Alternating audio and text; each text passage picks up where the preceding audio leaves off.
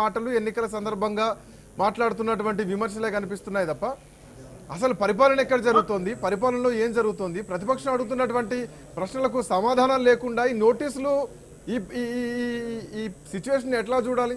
పరిపాలన ప్రశ్నలు అడిగితే నోటీసులు ఇస్తున్నారు, ఒక డైవర్షన్ జరుగుతోంది. ఈ 2 సంవత్సరాలలో కాళేశ్వరం కేసు విషయంలో గాని, విద్యుత్ ఒప్పందాల కేసు విషయంలో గాని, ఫార్ములా ఈ కార్ రేస్ విషయంలో గాని, ఇప్పుడు టెలిఫోన్ ట్యాపింగ్ కేసు విషయంలో గాని, ఇట్లా ఆరోపణలు వచ్చినటువంటి అన్ని కేసులపైన ప్రభుత్వము రకరకాల ఏజెన్సీలతోటి విచారణ చేస్తుంది.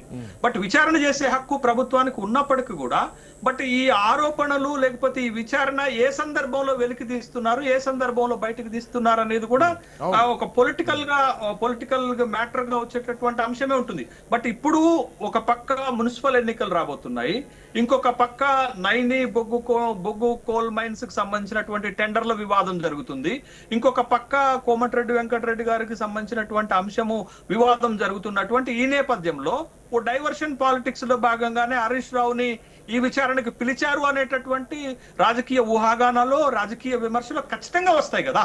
బట్ ఆ విమర్శకు తావిచ్చేటట్టుగానే ఇవాళ విచారణ కొనసాగితే అది రాజకీయ వివాదం అవుతుంది తప్ప ఖచ్చితంగా ఈ కేసు లేకపోతే ఈ కేసులో ఉన్న ఆరోపణలు, ఈ కేసులో ఇన్వాల్వ్ అయినటువంటి వాళ్ళకి, లేకపోతే టెలిఫోన్ ట్యాపింగ్ ని ప్రభుత్వం ఉన్నటువంటి అంశాన్ని తమ పర్సనల్ కోసము రాజకీయాల కోసం వాడుకున్నటువంటి వాళ్ళకి శిక్ష ఎక్కడ పడుతుంది, ఆధారాలు ఎక్కడ దొరుకుతాయి? ఒకవేళ సరే ఓకే, 2004 మార్చి నుండి ఈ కేసులో మీరు విచారణ చేస్తున్నారు, ఇప్పటి వరకు ఒక కాంక్రీట్ ఎవిడెన్స్ పలానా వాళ్ళు దీంట్లో పూర్తి స్థాయిలో ఇన్వాల్వ్ అయ్యారనేటటువంటి అంశము సిట్ తేల్చగలిగిందా?